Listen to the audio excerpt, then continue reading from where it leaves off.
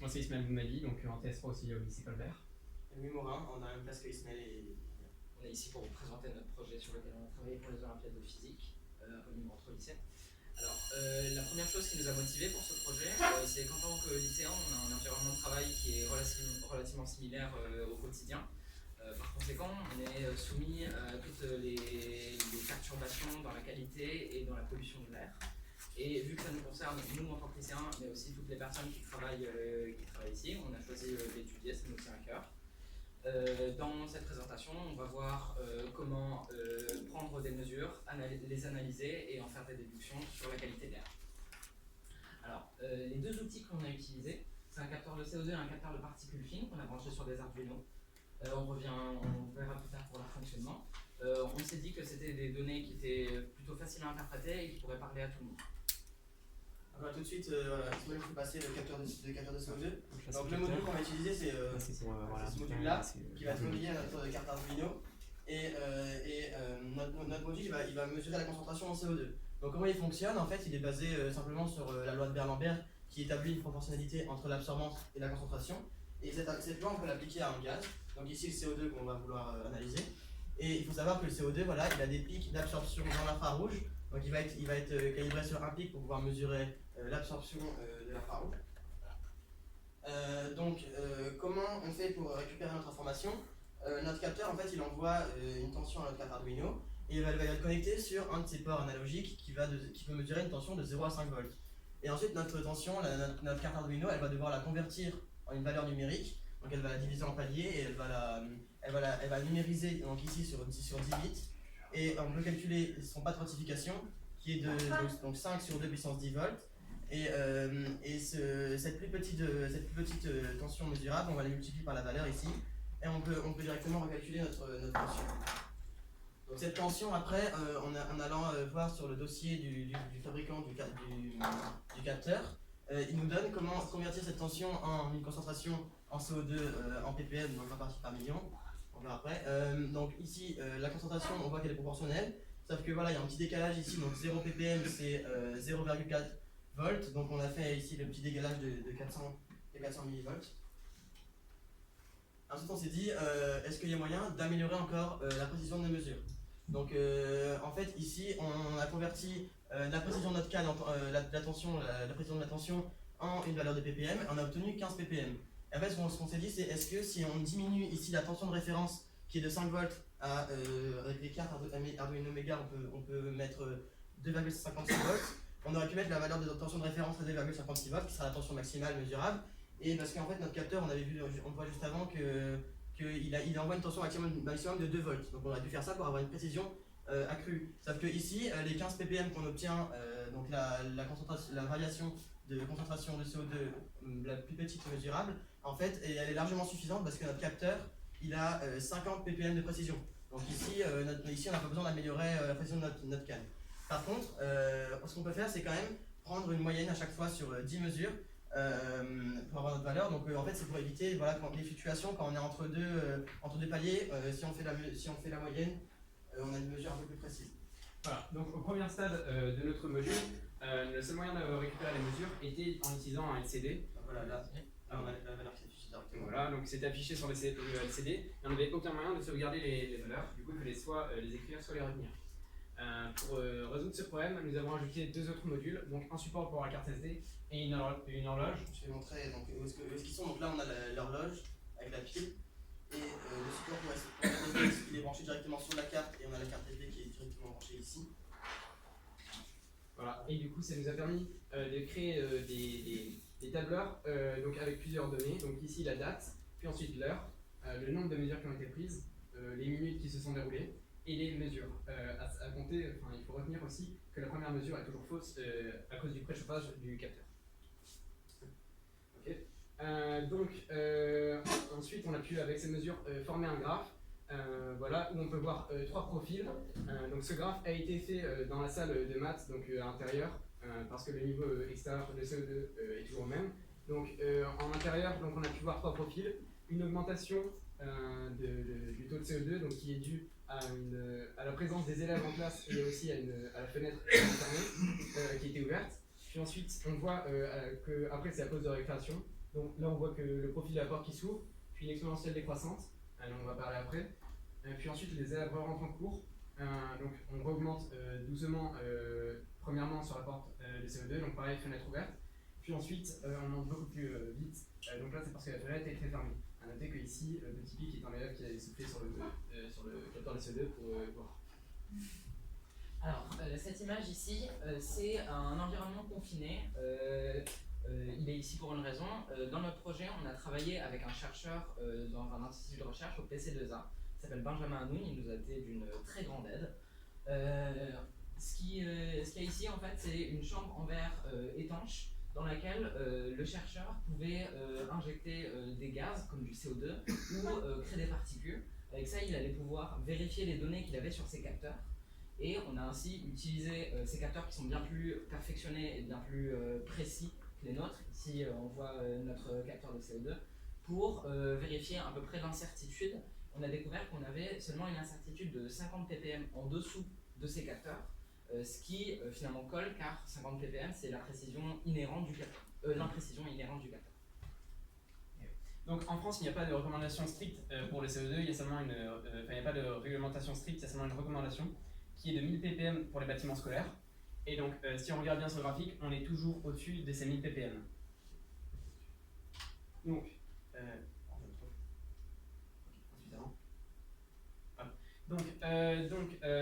on a aussi utilisé un graphe d'une étude qui a été faite par des Américains sur l'impact du CO2 sur les prises de performance, sur les prises de décision, sur la performance collective. Et donc, on a pu observer que, par exemple, au stade de 2500 ppm de CO2, il y a plusieurs capacités comme les stratégies basiques, les moyens d'approche, l'utilisation de l'information, l'initiative et les activités basiques qui étaient handicapées par ce taux de CO2. Et on peut voir que durant les cours, quand les élèves sont en cours, le stade, on est souvent au-dessus de 2500 ppm. Donc ici, on est en dessous, c'est parce que les élèves étaient sortis, mais on repasse quand même très très vite au-dessus de cette de 2500. Et ici, c'est notre tableau record, donc notre résultat maximum de CO2 qui a été mesuré. Donc là, ça monte jusqu'à 4800, c'était en salle de prépa. À savoir que notre capteur de CO2 sature à 5000 ppm. Donc ensuite, ce qu'on a voulu ajouter encore pour améliorer la récupération de nos mesures, c'est qu'on a voulu avoir un affichage de mesures en temps réel. En fait, on voulait avoir les mesures à distance et pas directement sur le capteur, et pouvoir aussi même avoir un graphique qui s'actualise en temps réel. Donc là, on a utilisé un logiciel en ligne qui s'appelle Emitter Inventor 2, qui nous permet assez facilement de créer une application pour pouvoir relier à notre capteur. Donc la liaison se fait en Bluetooth. Ici, on voit un exemple de graphique qu'on a pu obtenir. Donc ici, le capteur Bluetooth, il est là, il est actuellement relié à mon téléphone. Et sur mon téléphone, j'ai l'évolution du CO2. Donc là, il y a quelques erreurs, je vais vous expliquer pourquoi, mais voilà. Et là, on voit, bon, ça a augmenté un petit peu depuis le début de notre exposé, mais voilà, donc on a notre concentration de CO2 qui s'actualise automatiquement dans notre application. Ensuite, ce qu'il faut savoir, c'est que, comme on l'a dit tout à l'heure, à la fin des cours, quand les élèves sortent de la salle, la concentration de CO2 se met à descendre et on voit un profil d'exponentielle décroissante. Donc on a cette équation ici, la variation de la concentration en CO2 par le volume, c'est égal à le renouvellement de l'air fois la concentration. Ici c'est négatif parce que forcément notre air s'échappe. On arrive aussi à cette égalité qui va être assez intéressante par la suite. Donc ici on a une équation différentielle, on obtient la forme de la solution, et on a rajouté quand même le paramètre C ici, en fait parce que la concentration dans la salle elle n'est jamais nulle. Ici on tend pas vers 0 mais plus vers la ligne verte ici, 400 ppm, ça correspond à la concentration qui est constante à l'extérieur. Donc ensuite ce qui va être très intéressant c'est qu'on va pouvoir mettre nos valeurs dans un graphique qui va être généré avec Python. Et Python, il va nous modéliser en fait l'exponentielle décroissante. Il va nous trouver les paramètres A, B et C qui correspondent à l'équation qu'on avait tout à l'heure. Donc ici, c'est l'évolution de la concentration pendant la pièce est vide, fenêtre ouverte. Et donc, on obtient directement notre valeur de B. On calcule un temps caractéristique qui va surtout nous servir ici pour calculer le renouvellement de l'air. Donc 87 m3 par heure, donc la quantité d'air qui s'échappe en une heure. Et ici, donc, on avait besoin quand même de mesurer le volume de la pièce pour calculer ce taux de renouvellement de l'air. Et on a fait la même chose ici. fenêtre fermée, donc là on voit que l'exponentielle est quand même plus lente, et on a un renouvellement de l'air qui est beaucoup plus faible, donc là 60 mètres cubes par heure. Et il y a un truc qu'il faut savoir, c'est que normalement il faudrait avoir 18 mètres cubes par heure par personne dans une pièce. Donc ça veut dire que dans cette salle de maths, on devrait avoir fenêtre fermée 3 personnes maximales, il faut être ouvert 4 personnes maximales dans la salle pour avoir une air de bonne qualité, donc on a vraiment des valeurs qui sont beaucoup trop élevées par rapport à ce qu'on s'attendait. Le deuxième outil qu'on a utilisé dans nos recherches, c'est un capteur de particules branché sur un Arduino. C'est relativement explicite sur son fonctionnement. Il va mesurer la quantité de particules fines dans l'air qu'on a divisé en plusieurs parties. Voilà, ici il y a Louis qui va vous montrer les différentes parties. Donc là on a les valeurs qui sont affichées. Alors, si ça marche bien, voilà. Ici, les valeurs qui sont affichées en 3 différentes parties, PM1, P1, P25 et P10. On reviendra plus tard sur leur signification. Et on peut voir qu'en mettant du sucre glace sur des particules fines devant le capteur, on a des valeurs qui augmentent très vite. Un peu trop, ça n'augmente pas aussi vite dans la réalité. Alors, le principe qui est utilisé par le capteur de particules, c'est un principe physique relativement complexe qui est la diffusion de Mie. Ce qu'il faut retenir, c'est que lorsqu'une particule va être exposée à un rayon laser, il va y avoir une émission bien plus importante de lumière dans le sens de propagation. Ici, ce que vous pouvez voir, c'est une modélisation 3D de cette diffusion avec un sens de propagation du laser allant de la gauche vers la droite. On peut voir qu'il y a une émission de lumière bien plus forte dans ce sens-là. Si on voyait finalement cette figure de face, on aurait alors cette figure qui serait projetée, à savoir des cercles de lumière concentriques.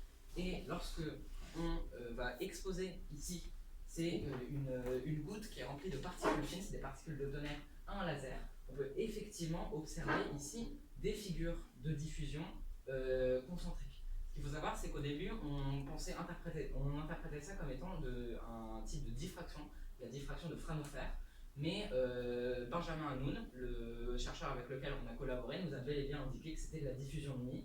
Il nous a été vraiment très très utile. Pour s'assurer que c'est bel et bien de la diffusion de Mie, ce qu'on a fait, c'est que les particules de tonnerre présentes dans le liquide, on les a mesurées au microscope. Ici, c'est une lamelle graduée qu'on a utilisée avec une graduation qui est égale à 10 micromètres. On peut voir ici, par exemple, une petite particule de tonnerre, vous pouvez en trouver relativement partout. On peut déduire qu'elles sont au maximum à peu près 9 micromètres de diamètre, soit 4,5 micromètres de rayon. Ce qu'il faut savoir pour vérifier que c'est bel et bien de la diffusion de Mie, c'est que cette diffusion ne s'applique que si le rayon de la particule est comparable par un facteur de 10 à la longueur d'onde du laser. Ici, par exemple, on a un laser rouge d'une longueur d'onde de 632 nanomètres. Et si vous êtes au premier rang, vous pouvez venir vous rapprocher. On peut observer ici une diffusion de Mie. Alors, si vous mettez perpendiculairement au laser, vous verrez ici le rayon qui passe à travers le liquide. Et si vous regardez plus face au laser, plus éloigné, vous verrez bien que l'intensité lumineuse du laser est bien plus forte quand vous y faites relativement face. Ne mettez pas devant, c'est relativement dangereux quand même.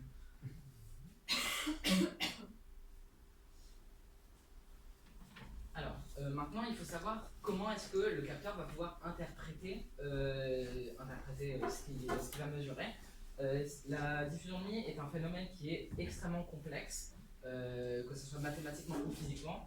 Du coup, pour résumer, le capteur va prendre une mesure de la luminosité à un certain angle et avec cette valeur de luminosité, il va pouvoir en déduire un rayon et une certaine quantité de particules qui va ensuite développer au mètre carré. Au mètre cube. Donc comment notre capteur est relié à l'Arduino? En fait, notre capteur il nous envoie directement des informations sous 32 bits et c'est 32 octets. Et ces 32 octets ils sont divisés, donc il y a toutes les données qu'on peut récupérer dedans. Et on peut directement les découper et récupérer les PM1, les PM2,5, les PM10. On va voir à quoi ça correspond juste après. Et il y a des valeurs qui vont nous être aussi très intéressantes, on va voir quel est leur intérêt plus tard, mais on a directement aussi le nombre de particules des différents diamètres. Donc à savoir qu'aussi on a utilisé les mêmes moyens de sauvegarde des données que précédemment, donc on a toujours la carte SD et l'horloge pour sauvegarder les données. Voilà. Donc, on a donc pris les mesures en extérieur, parce que les particules, on ne trouve quasiment pas dans les salles de classe. Enfin, c'est forcément, mais bon, ça c'est différent. Et donc, on a pu observer 2 pics, donc un sur le parvis du lycée et un dans le métro. Donc, si on regarde les mesures, donc 247 donc ppm, PM10, donc les particules ont un diamètre inférieur à 10 micromètres, donc on a 247 et 115. Donc, si on regarde par rapport à la législation en France, donc c'est supérieur à la législation en France. Également pour les PM 2,5, donc particules inférieures à 2,5 micromètres, donc 184 et 83, supérieur à 25. Donc c'est pareil, supérieur à la législation. Et PM1, elles ne sont pas prises en compte par la législation, donc, parce qu'elles sont appelées particules ultra fines et donc elles ne sont pas prises en compte. Voilà. Donc on peut déjà trouver un problème à la législation en France. Le premier est que même si on a des taux vraiment importants comme on a pu le voir, donc voilà, bien supérieurs aux réglementations, il y a aussi un facteur à prendre en compte qui est la durée d'exposition. En France, c'est la durée d'exposition minimum est de 24 heures. Donc par exemple pour le parvis, ce taux a été atteint parce que les élèves étaient partis fumer durant la pause de récréation. Du coup, le taux était assez élevé, mais ça n'a pas duré durant 24 heures. Également dans le métro est fermé la nuit, du coup on ne peut pas être exposé durant 24 heures à ce taux de particules. Un deuxième problème vient de la source. Donc les particules sont calculées en ppm, et donc il y a aussi une unité de mesure. Là en l'occurrence c'est microgrammes par mètre cube. Ça veut dire que c'est une unité qui se base sur la masse des particules, la masse par le volume et non la quantité. Et du coup, par exemple, si on voit bien, ici on peut appeler ça une ppm de particules 10, de PM10, donc voilà, on en a une seule. Donc ici, on a également un ppm de particules de PM 2,5, mais là, cette fois-ci, on en a à peu près 50. Et là, enfin, on a un ppm de particules de PM1, et là, je vous laisserai compter si vous voulez après. Voilà, du coup, comme l'avait aussi dit Louis ici, on peut avoir le nombre précis en particules, et du coup on peut voir quand même que par exemple pour les PM1, donc ayant un diamètre inférieur à 1, il y en a beaucoup plus que pour les PM10 qui ont un diamètre inférieur à 10. Et pourtant les les particules sont petites, plus elles sont dangereuses. Alors, maintenant on va peut-être répondre à une interrogation que vous avez, à savoir pourquoi Apolline rentre au lycée. Alors, Apolline vient du projet Apolline. C'est un projet de recherche participative. Apolline pour Air Pollution and Individual Exposure. Vu que c'est de la recherche participative, avec notre collaboration avec le chercheur Benjamin Hanoun, on y participe concrètement avec les valeurs qu'on mesure. Ce projet est le même que le nôtre, à savoir étudier la qualité et la pollution de l'air, mais ils étudient bien évidemment beaucoup plus de facteurs. Ils prennent en compte des gaz divers, l'humidité, la pression de l'air et bien d'autres choses. Mais on peut quand même voir que simplement avec 2 capteurs, on peut en tirer beaucoup de données. Donc voilà, donc nous on est fiers d'avoir réalisé donc 2 capteurs qui fonctionnent et on a vérifié leur précision qui est assez bonne. Et maintenant, il y a des petites choses qu'on voudrait rajouter si on est qualifié, si on va en finale. Par exemple, pour le capteur de particules, il n'a pas de Bluetooth, mais on s'est dit qu'on pourrait peut-être en rajouter un pour pouvoir renseigner sur nos téléphones le lieu où sont prises les valeurs, pouvoir facilement retrouver nos valeurs en plus d'avoir déjà l'heure de la mesure. Il y a quelque chose de très intéressant aussi qu'on pourrait mesurer, c'est en fait, en laissant le capteur assez longtemps dans les salles, donc on pourrait le faire par exemple pendant les bacs blancs, on pourrait estimer le nombre de personnes qui sont dans une salle en se basant sur des mesures qu'on aurait déjà réalisées, donc sur la consommation d'air par une personne. Et donc on pourrait estimer le nombre de personnes qu'il y a dans une salle avec notre capteur de CO2. Quelque chose d'autre, maintenant qu'on a eu ces valeurs mesurées. Pour information, vous êtes à 19 minutes. Alors, quelque chose d'autre qu'on a mesuré avec les salles de classe, c'est on peut éventuellement étudier l'aération de ces salles et comment l'améliorer. D'ailleurs, on travaille avec l'intendance sur ce sujet. On aimerait aussi prendre bien plus de mesures un peu partout dans le lycée, que ce soit par exemple dans le réfectoire, dans le CDI, dans le Fab Lab ou à plein d'autres endroits. Voilà. Et aussi notre dernier projet, ce serait donc de rajouter un système d'alarme pour alerter les professeurs, donc soit une alarme sonore, soit une alarme Bluetooth directement sur leur téléphone. Et voilà pour donc déjà alerter face au taux et aussi les sensibiliser et les éduquer face à le renouvellement d'air dans leur salle de classe. Aussi, également, ça c'était pas prévu, mais on peut aussi voir qu'aux actualités, on a un pic de pollution en ce moment, donc qui est fait en fait. Donc là, on peut voir que par exemple, on est à 7, 10, 14, donc on est quand même inférieur aux normes, mais dehors, on passe de PM2,5 à 25. On est plus à 10, on est 25, donc au-dessus de la norme. Alors qu'en salle de classe, là, on devrait être avoir des PM égal à 0 en salle de classe à l'intérieur. Voilà. On a récemment eu un pic de pollution à peu près partout sur l'île et on peut vraiment voir ses conséquences. Surtout qu'en plus, avec un renouvellement de l'air limité dans nos salles, ça peut avoir un impact car les particules sont piégées.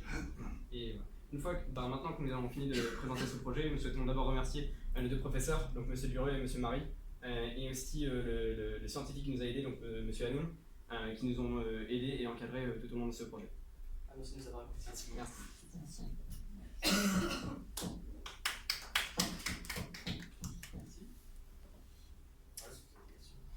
Oui, avec plaisir. Je voudrais revenir sur votre toute première courbe, votre courbe d'absorption, la toute première. Je m'arrête là. Ça, c'était juste une vidéo qu'on pourra passer avec des images. C'est pas une courbe, d'ailleurs. La courbe. Non, c'est pas une courbe, c'est la toute première droite. Pardon. Alors laquelle? Celle avec la loi de Biron. Ah oui, Donc,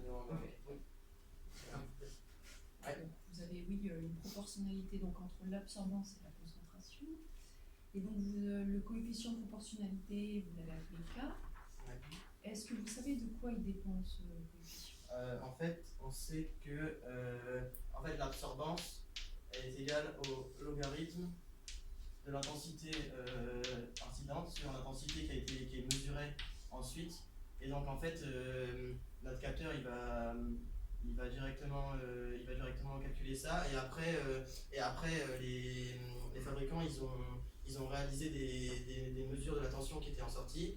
Et à partir de la mesure de calibration, la mesure de référence, ils ont estimé la droite qu'on avait tout à l'heure avec quelle tension correspond à quelle concentration.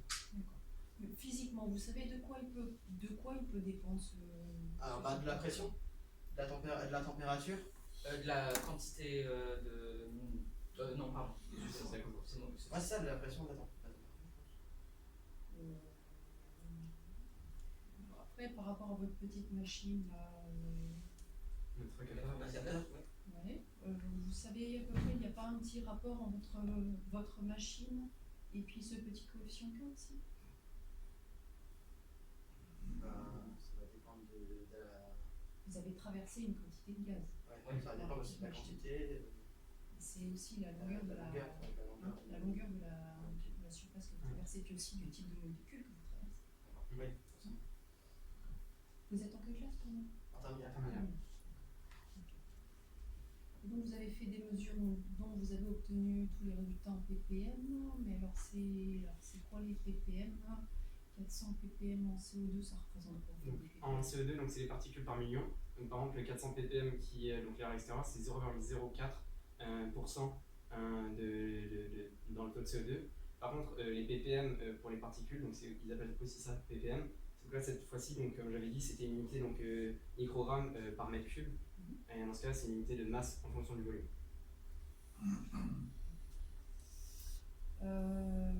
Soit. Et vous connaissez, alors tout à l'heure vous parliez d'avoir 0 ppm dans l'atmosphère. Ah non, pardon, c'était pour les particules fines. En temps normal, vous connaissez à peu près dans l'air ambiant le nombre de ppm de CO2? Le CO2. Le CO2. Donc à l'extérieur, on avait dit que c'est 400. Maintenant, en salle, on arrive à 400 si il n'y a plus d'élèves durant 2 jours. Mais voilà, après, ça peut changer en fonction. Dans l'intérieur, en fait, ça change en fonction du nombre de personnes. Ça augmente différemment aussi en fonction du taux de renouvellement de la salle. Mais sinon, la constante qu'on peut avoir, c'est à l'extérieur, c'est 400. Okay. En ce moment. Maintenant, ça augmente avec le changement climatique et l'impact de l'homme. Ça augmente assez rapidement. Ouais. Oui. Ensuite,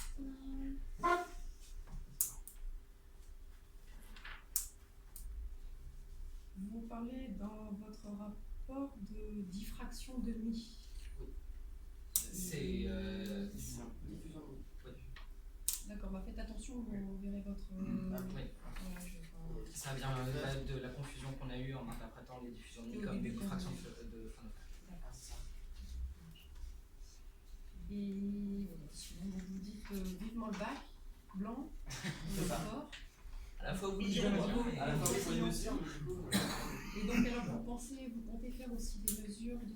pendant le blanc, comment vous comptez vous organiser? Est-ce que... Après, il suffit de mettre notre capteur dans le fond de la salle et on peut mesurer. Alors après, je ne l'ai pas mis, mais j'aimerais bien quand même rapidement en fond. Je vais vous montrer la vidéo qu'on avait faite avec quelques images et tout ça, ça pourrait être intéressant. Ce qu'on avait fait par exemple pour En fait, les mesurer. capteurs ils sont portables, donc vraiment on peut le poser. Voilà. Vu que les capteurs sont portables, en général, on les était ici sur une table à l'arrière de la salle. Et ce qu'on compte faire, c'est si on connaît le volume d'une salle, avec simplement la croissance de CO2, on peut en déterminer le renouvellement de l'air. Et ça, même si il faudrait un peu plus de valeur, même si on a peu de capteurs de CO2, on compterait remplacer au moins avec nos 2 capteurs de CO2, au moins un par salle dans les salles de bal. D'accord. Les enseignants sont au courant, d'accord? On travaille actuellement avec l'administration pour étudier l'aération. Ok. Sinon, j'avais une dernière question par rapport à l'absorption aussi. Vous savez vos spectres que vous aviez mis par rapport au CO2? Oui. Vous pourriez me... Ouais, ça c'est juste pour accélérer la construction. Une petite question. Donc, les spectres.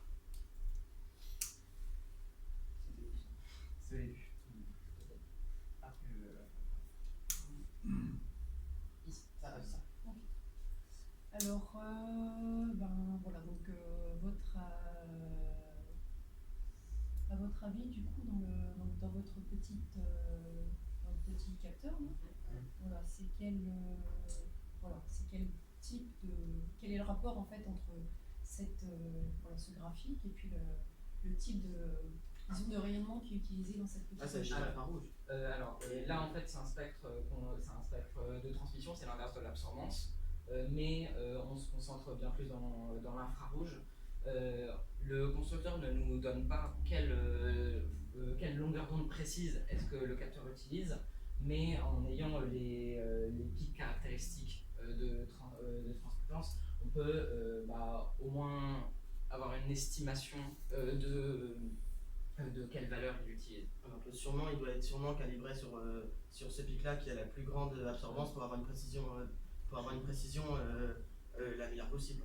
Donc vous diriez quelle longueur d'onde à peu près? Là, on n'a pas regardé les longueurs d'onde. Moi, ce que j'estimerais plus, ça serait dans les infrarouges plutôt bas, vu que c'est à peu près le seul gaz qui a une transmission relativement nulle là. Mais je sais pas si c'est facile à produire, vu que je suis pas constructeur de capteurs. Je pense plus que c'est dans cette partie des infrarouges. Ça veut dire à peu près combien de nanomètres? Je sais pas, ou bien micromètres si vous préférez parler en micromètres. Combien de nanomètres? Les infrarouges, c'est supérieur à 800. Supérieur à 800. Si on prend à peu près l'échelle, ça devrait être aux alentours de 1200 nanomètres. Ouais, peut-être au-dessus. C'est encore plus loin. Ça va de 800 nanomètres à 1 mm, je pense, c'est ça? On n'a pas mis les graduations dans ce ça, non, graphique parce qu'on voulait plus. Je pense que les infrarouges, ils peuvent être divisés en 3, il y a les infrarouges proches, les lointains, etc. Je pense que ça va jusqu'à 1 mm. Bon, ce serait plutôt infrarouge proche. Ouais. Je connais pas la machine. Ouais, mais là, c'est vrai qu'on aurait pu. Enfin, c'est dommage, on n'a pas trouvé. Enfin, le constructeur ne donne pas la longueur d'onde utilisée. Alors, j'ai une question sur la précision du convertisseur analogique numérique. Ouais. Vous avez fait le calcul, vous avez fait 2 calculs en fait. Donc, une petite variation de tension mesurable et ensuite à quoi ça correspondait en termes de valeur ppm.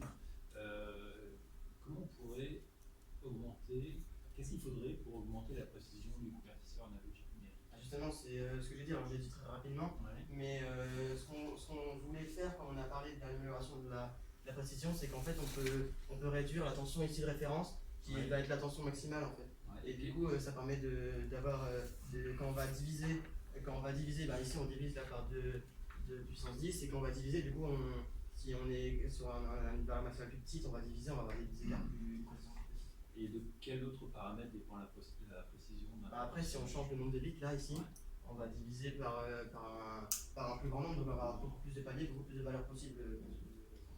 Vous avez réalisé donc une moyenne de 10 mesures, hein. Ouais. C'est ça, donc pour limiter les fluctuations. Est-ce que vous avez eu l'idée de calculer l'incertitude de répétabilité liée à cette mesure? Non, après ça doit être... En fait, parce que normalement notre capteur, comme on a dit, il y a une temps de réponse de 3 minutes, donc normalement ça sert à rien de prendre des mesures très souvent. Et là ce qu'on fait, c'est qu'en fait pendant 10 secondes, toutes les secondes on prend une valeur, après on fait la moyenne.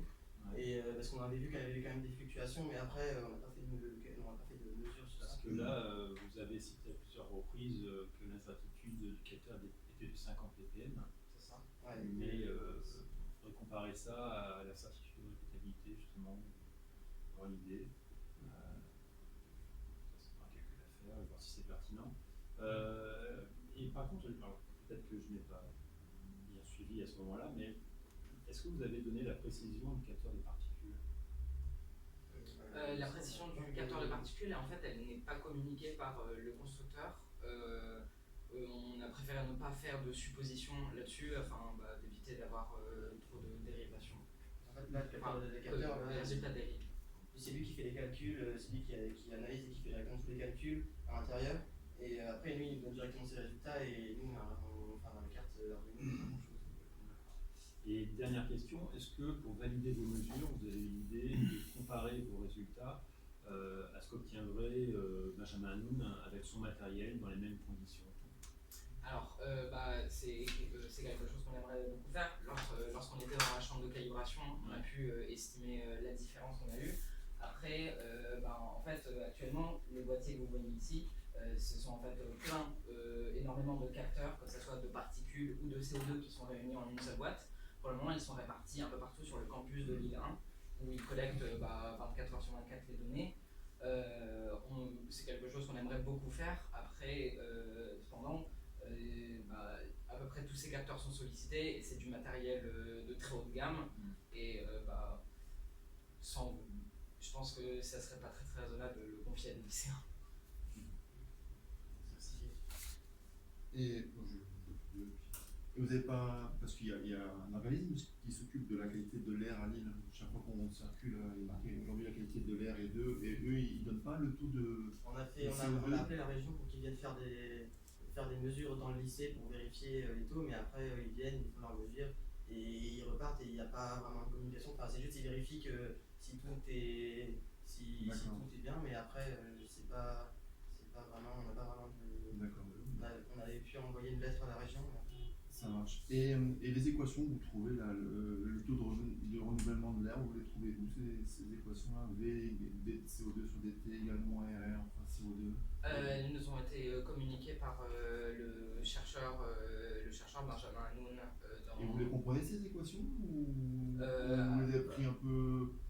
Oui, là relativement, en fait tout simplement c'est notre Le V, ça représente quoi le grand V? Le grand V, c'est le volume. Et en fait, c'est le volume de la pièce. Et du coup, là, on a la variation par rapport au volume. Et là, notre renouvellement de l'air, il correspond en fait à une variation aussi. Et à la concentration ici. D'accord. D'accord. Et en fait, votre modèle, enfin, vous avez les équations, et puis vous avez vérifié que ça collait bien, quoi. Ouais.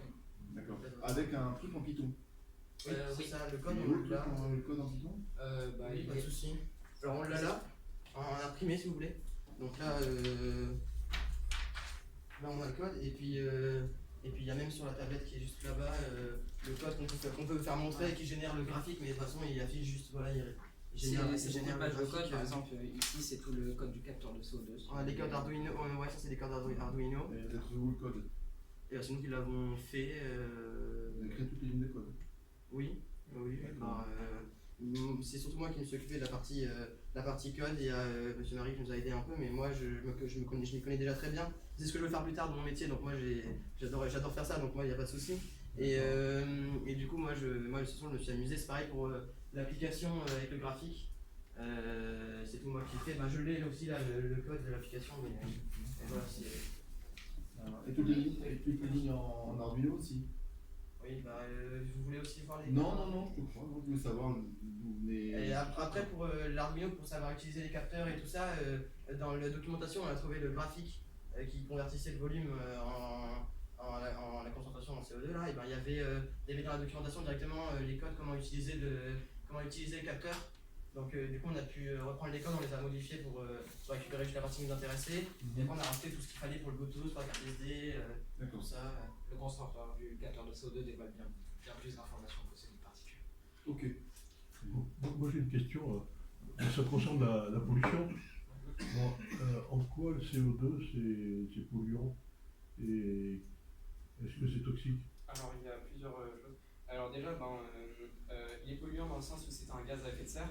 Je crois, si je me rappelle bien des valeurs, c'est 23 fois plus, il me semble, que l'eau, en fait, en effet sur l'effet de serre.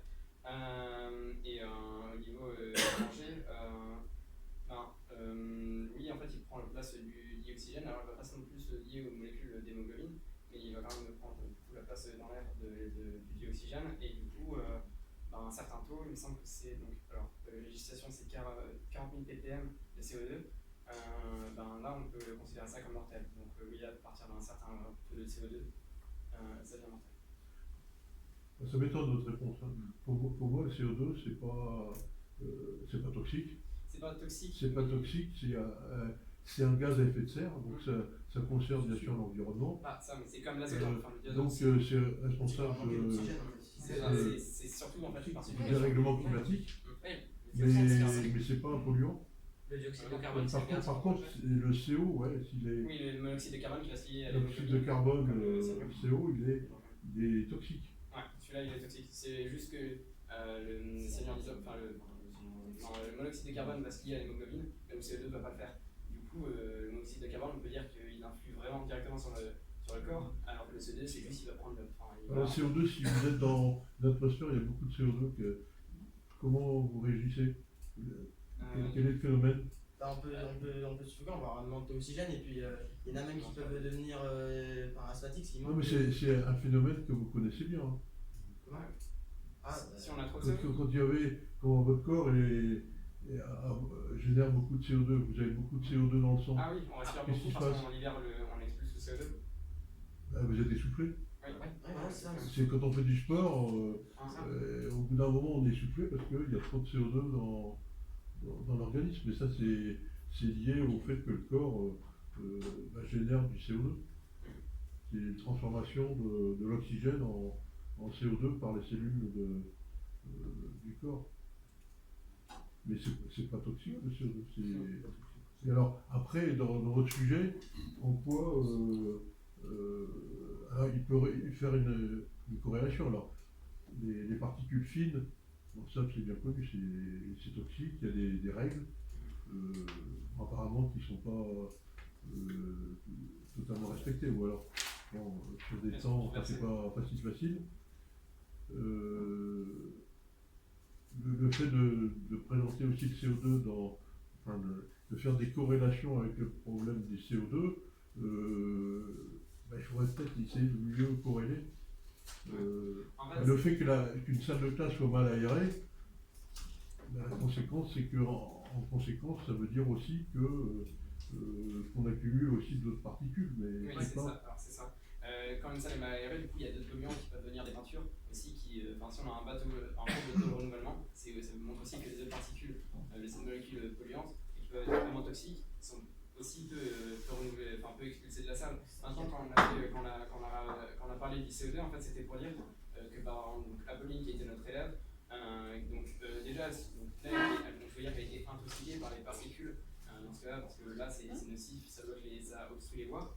Mais pour le CO2, c'est quand même en cours, c'est quand même une pollution de l'air, dans le sens où, à cause de la qualité de l'air, là, comme on l'avait vu sur le graphe précédent, ces capacités cognitives sont quand même affectées et handicapées.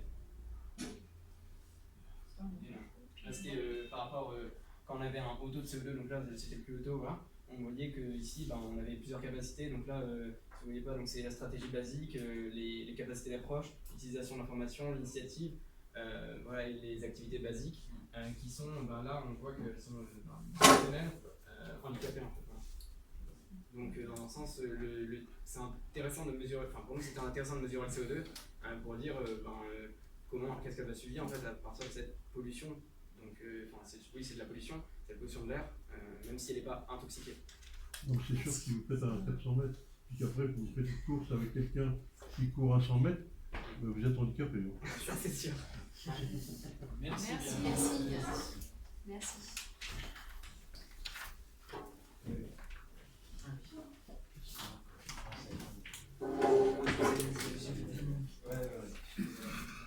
Alors ça c'est...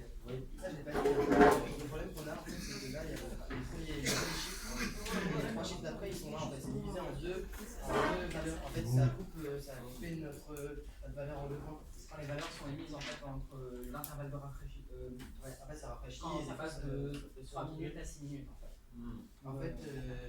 En fait, au début, j'avais essayé de demander dans le code de modifier pour que ça se fasse en voiture en même temps. Et en fait, j'ai pas trop compris, mais ça n'a pas marché. Mais en fait, à un certain moment, il demande tiens, envoie-moi ce que tu as. Et si ça tombe malheureusement tout pile en même temps qu'il est en train d'envoyer, ben, ça va être divisé en deux. Qu'est-ce qui se passe ici? Par contre, ce qu'on voit bien, c'est qu'avant, vous êtes arrivé, c'était stable. Et ça a monté le rapport. Ça a été quelque chose de relativement difficile à faire vu qu'on a essayé de le mettre, on n'a pas très bien vulgarisé nos recherches qu'on a fait, mais on s'en est rendu compte après l'avoir publié qu'il y avait quand même des erreurs, on a rectifié ça. Bah oui, mais tu sais que d'habitude on me dit toujours que tu parles trop vite. Et là, à chaque fois, il a parlé moins vite que d'habitude. Hein. Imagine pas l'effort. Non mais à la fin, c'est juste les premiers points, c'était un sacré vide. Après, c'est compréhensible, ce que tu dis, c'est compréhensible.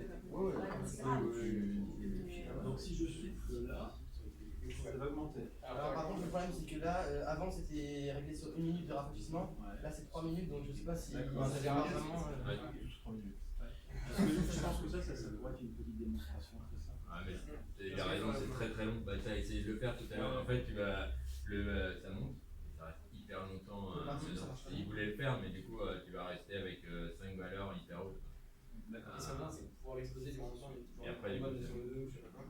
T'as vu le pic que ça fait, c'est vraiment un élève qui a soufflé, il sortait en récréation, il saute dessus. Le pic a duré 10 minutes. Et donc là, Ça, ce qui pourrait être sympa aussi, c'est à la fin de la présentation, c'est de montrer le graphique. Ah oui, qu'on l'a fait. Parce que là, vous l'avez montré à un moment au début, mais voilà. Là, on va atteindre les valeurs. Ouais, c'est la valeur qui correspond à ce qu'on a là. ouais, motivé quand même. Ah bah, Là, on est au-dessus des normes. Bien sûr. Selon le graphique, on est aussi en société. Ouais, aussi, voilà, c'est une recommandation. En fait, en France, il n'y a pas de normes strictes sur le CO2. Il y a toujours que des recommandations et à chaque fois ça varie.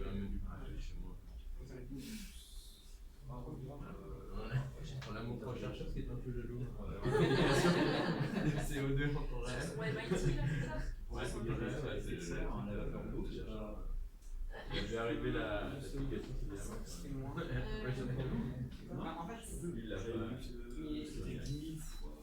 Non, mais la vapeur d'eau, il y a beaucoup plus de vapeur d'eau. oui, c'est étant. Oui, dans l'atmosphère, la vapeur d'eau, c'est un. Non, en fait, c'est. Mais il a un effet. Là, il est bien pris. Il veut voir le plus Bon, bon. alors Unicode, Le par rapport au réchauffement climatique, Ça c'est quand l'eau. Ils sont en ligne. Quand l'eau chauffe, On les a mis dans le. dans les annexes. C'était C'est vrai que ça peut être un projet à réaliser avec des élèves. et quand au contraire, quand ça refroidit, ça fait condenser l'eau. Donc en fait, la vapeur d'eau a un effet autorégulateur. C'est pour ça qu'on en parle jamais.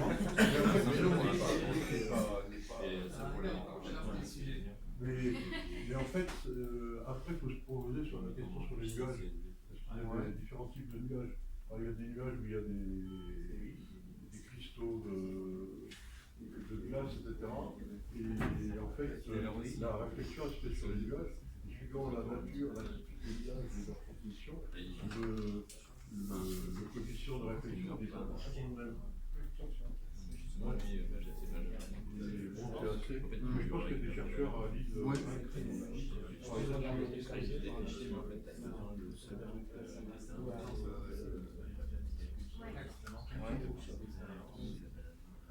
Alors après, c'est difficile parce que Ouais. Un fichier de matrice. Ouais. imaginez j'ai l'expérience des Remonter peut-être devant la grille, juste brancher les capteurs, expliquer sur quelle entrée vous mettez sur un rideau. C'est bien la fiscale. C'est la fiscale pour montrer comment est-ce que vous branchez l'arduino, sur quelle entrée vous mettez le capteur. Ça coûte cher les capteurs? Alors, celui-là, aux alentours de 60 €. Ah ouais? Ouais, on est sur du. Celui-là, il était 40 € il me semble. Oui, 40 Celui-là, 40 €. Arduino Mega, on les était combien Je trouve les Arduino. 15 €, les mégas, on les a payés, c'est des mégas, on les a payés 15 € parce que c'est pas marqué. C'est pour ça que là, c'est pas une méga. Les capteurs, c'est 60. Ça tient beaucoup. On aimerait avoir plus de capteurs pour faire Les batteries, en fait, tout ça passe. un peu limité par En fait, c'est mis La batterie externe, à ça chaque c'est fois, vous voyez que ça marchait pas. c'est il un faut trop gros, mais c'est 20 20 €. Mais ça va pas être très cher. Non, après, ça va être. Ah bah non, c'est Ça pas va être sûr, le on marche bon pas. de l'exploiter parce que le renouvellement Notre truc est portable. L'objectif premier de votre travail, c'était analyser mesurer la concentration en CO2 ou c'était mettre des capteurs et voir si on pouvait avoir des courbes sympathiques? Non, on voulait voir voilà, l'air. En fait, un peu des deux. Non, parce que en fait, vous êtes limité à 2 capteurs, mais vous auriez pu mettre un Oui. micromètre. Bah, en fait, on a encore deux capteurs qu'on pensait mettre aussi. Un capteur de l'humidité et de température. Sauf que là, en fait, déjà, on avait déjà beaucoup de choses à dire sur ces deux capteurs. Donc, ensuite, on ne savait pas comment en rajouter tout cela. Puis ensuite, parce que là, par exemple, on a parlé 10 minutes, en plus des procédés, on a parlé des procédés, etc. Donc, s'il faut faire progresser les indications, etc. Si on arrive à caser ça un peu plus rapidement, on peut utiliser les Arduino Mega pour inclure plus de capteurs. Mais pour le moment, Après, c'est bien de garder la problématique de la pollution